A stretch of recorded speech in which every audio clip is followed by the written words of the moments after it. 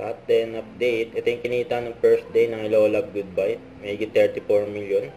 At after 5 years, Hello Love again, 85 million. Grabe nga yun. Dito na po ang friendship. Simula Hello Love Goodbye to Hello Love again. 5 years. Nakita-kita uli sila. Kita naman gano'ng kasaya sila eh. Sama-sama muli. Nakita naman gano'ng kasaya ang cut din.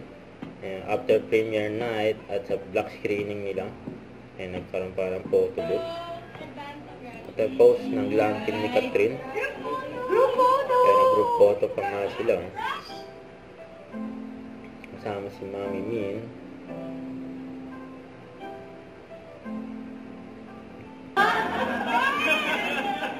Kaya pang tawa ng Kaden.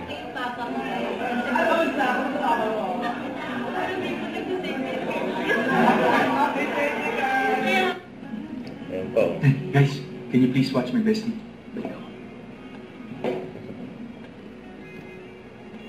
Hinintay ni Catherine si Alden. Biglang dumating agad. Ayan. Thank you. Ang bilis naman mag-CR. Ayan pa. Sa overpass.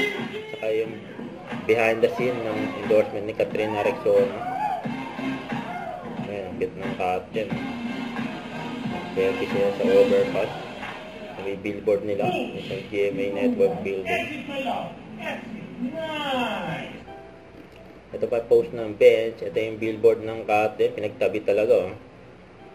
Just sa edge sa Guadalupe. Solid oh. May picture din ng Kaden sa mga Showtime kids.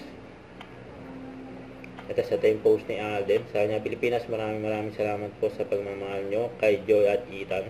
You are the reason behind the record-breaking success of Hello Love again on its first day. Maraming salamat po. Yun oh.